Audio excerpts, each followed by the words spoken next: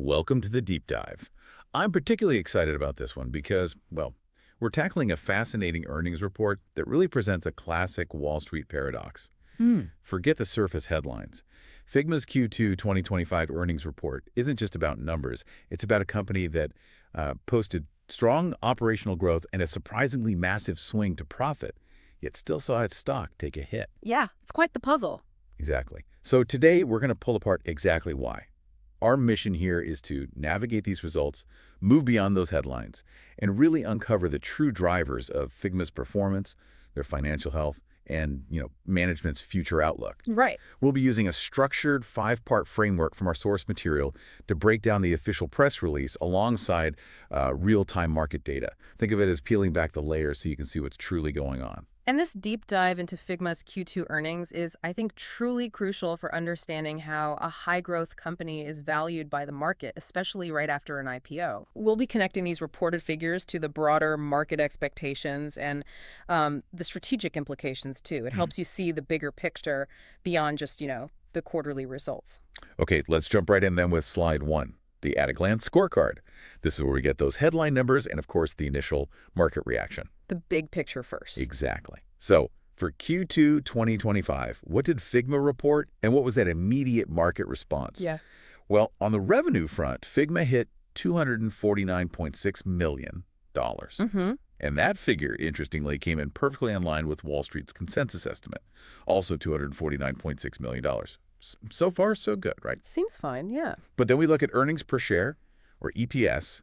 The diluted GAAP EPS came in at dead $1.10, which actually missed the consensus estimate of 12 cents. Ah, there it is. And the market, well, it reacted swiftly. Immediately following that September 3rd release, the stock fell sharply. We're talking a decline of more than 9% in after-hours trading. Yeah, and what's fascinating there is how quickly the market just zeroed in on that slight EPS miss.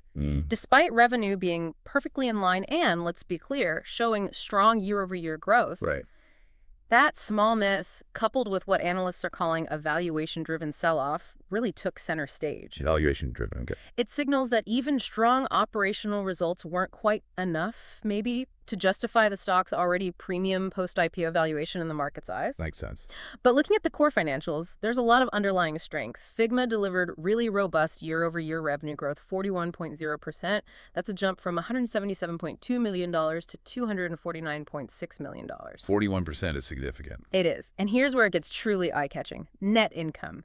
It swung from a massive loss of $827.9 million in Q2 24 Wow. to a profit of $6.8 million in Q2 25. That's quite a swing. It is. And this, of course, led to diluted EPS turning positive, going from negative $4.39 to positive $0.10. Okay, let's drill down into that massive net income swing for a moment.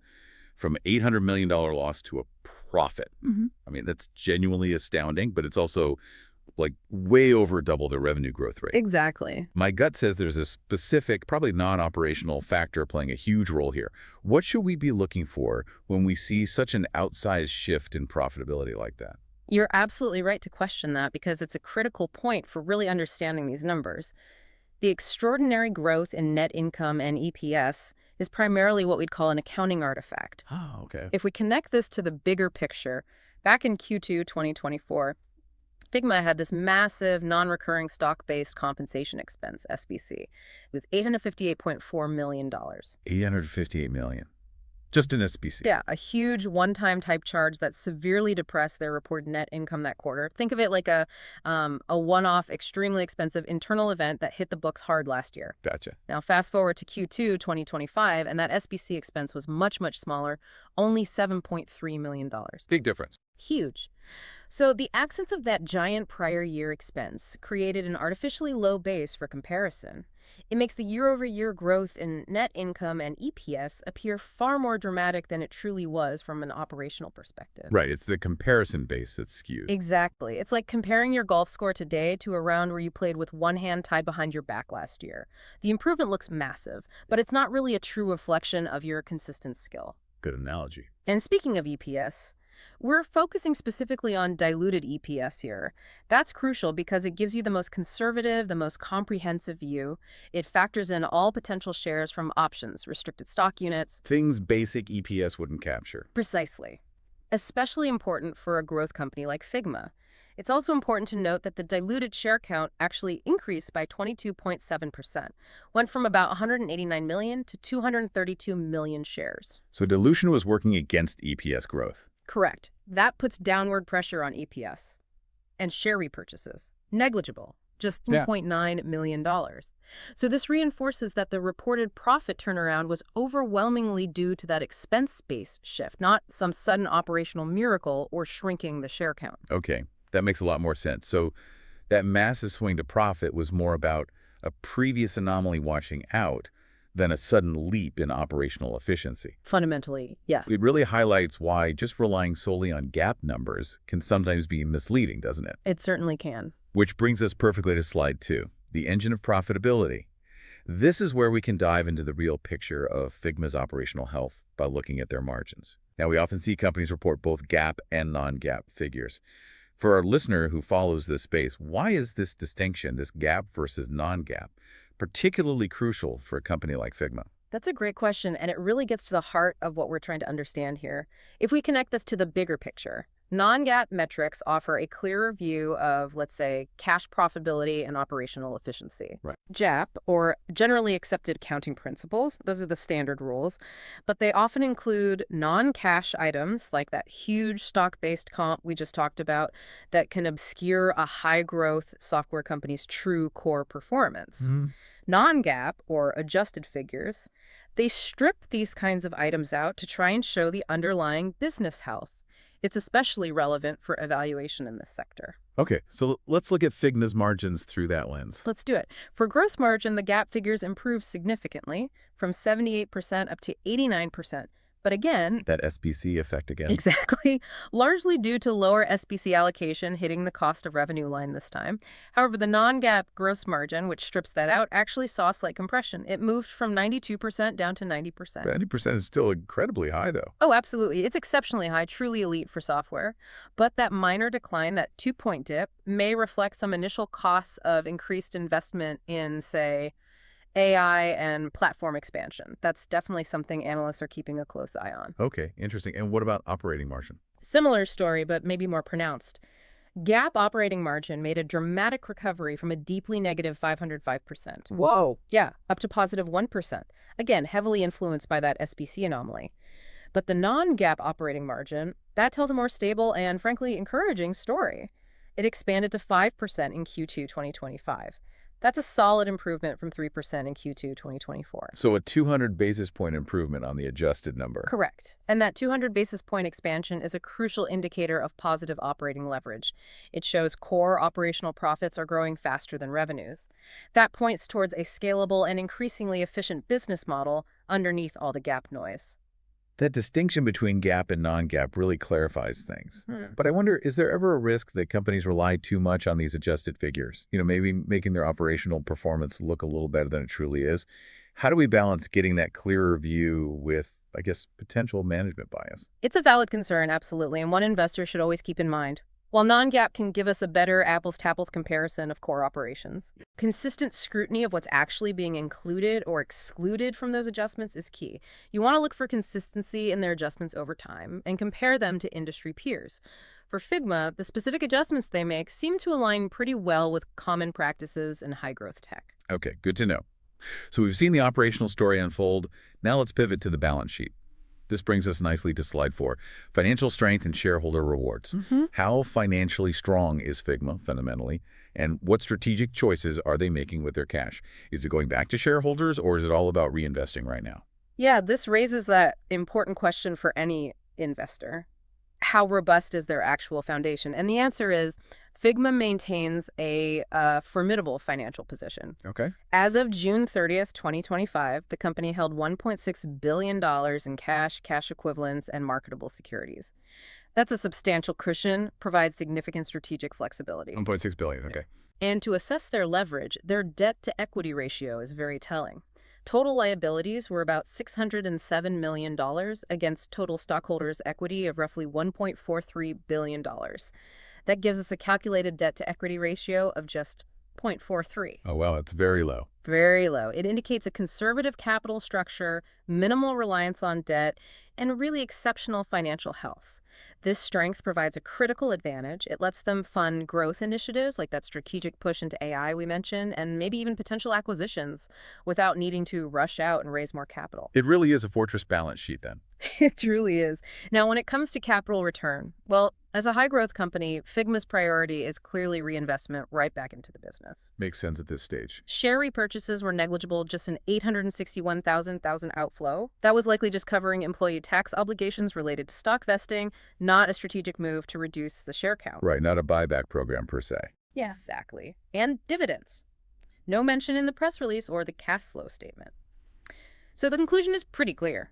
Figma's capital allocation strategy is squarely focused on fueling expansion, which feels entirely appropriate for a company at this high-growth stage. So that $1.6 billion in cash, coupled with such low debt, yeah, that gives them immense strategic leverage, doesn't it? Definitely. They're clearly in a position to take some big swings, maybe on product development or M&A, without immediately having to go back to the market for more capital, which leads us perfectly into our final section. And finally, slide 5.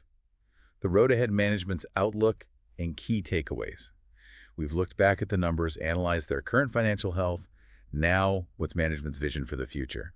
And pulling it all together, what are the big overarching takeaways from everything we've discussed today?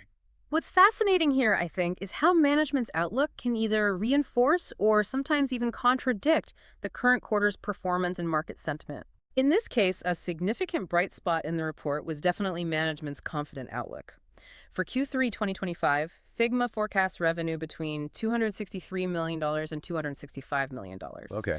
Crucially, the low end of that range was actually above Wall Street's consensus estimate at the time. That signals near-term strength. That's a good sign. It is. And for the full year 2025, the company actually raised its revenue forecast. They bumped it up to $1.021 billion to $1.025 billion. That surpassed average analyst estimates, demonstrating clear confidence from the leadership team. So they're guiding higher despite the stock reaction. Interesting. Yes, and CEO Dylan Field, he highlighted continued innovation, mentioning the launch of 4 new products and articulating this vision to help define the next era of digital products and experiences. Ambitious. Very. And complementing this, the CFO, Praveer Melwani, pointed to best-in-class revenue growth and a very strong metric, a 129% net dollar retention rate. Wow, 129% NDR. Yeah. That means existing customers are, on average, increasing their spending on the platform by an impressive 29% per year. That's a fantastic indicator of product stickiness and the value customers are getting. That really underscores the platform's value proposition. Yeah.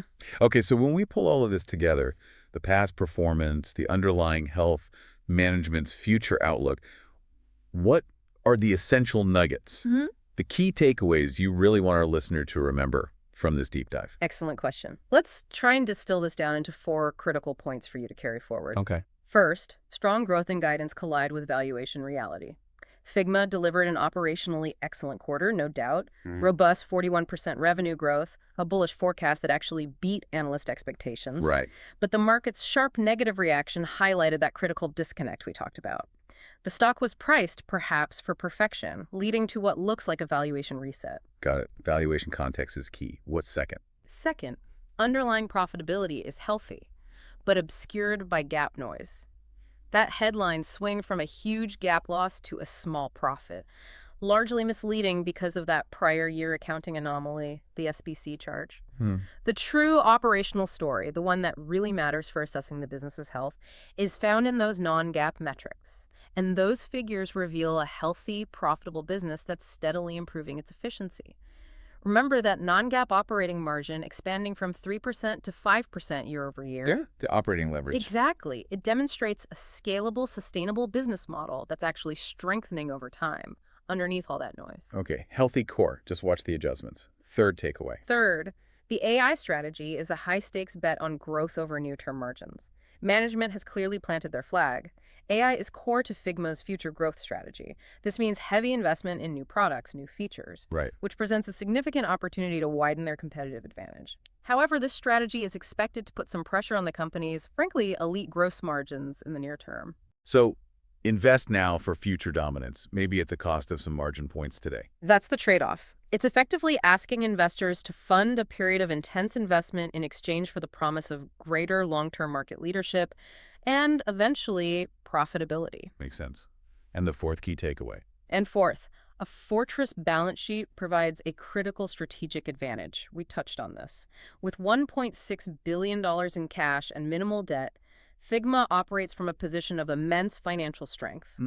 This is more than just a safety net. It's really a strategic weapon. It provides the company with the resources and the flexibility to invest aggressively in their product roadmap and pursue strategic acquisitions without significant financial constraints holding them back. Okay, summarizing that final narrative then.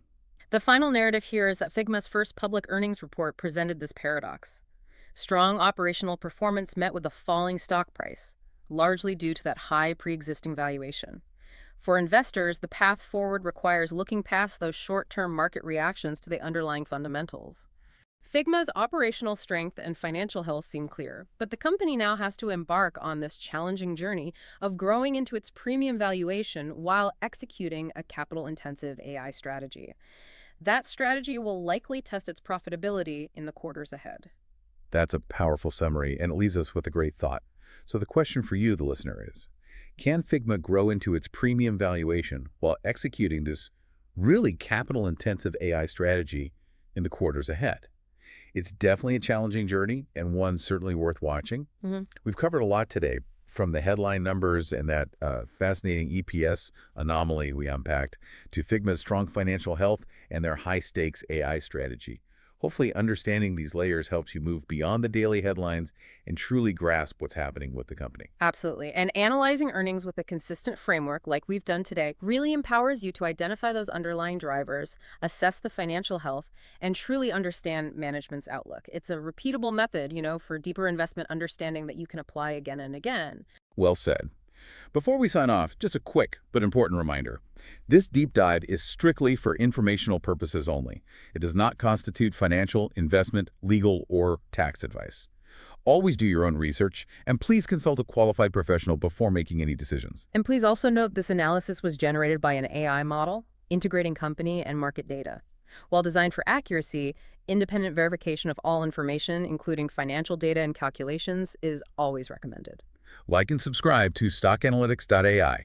YouTube channel. Members get access to our growing library of all S&P 500 stocks and get priority requests for company deep dives.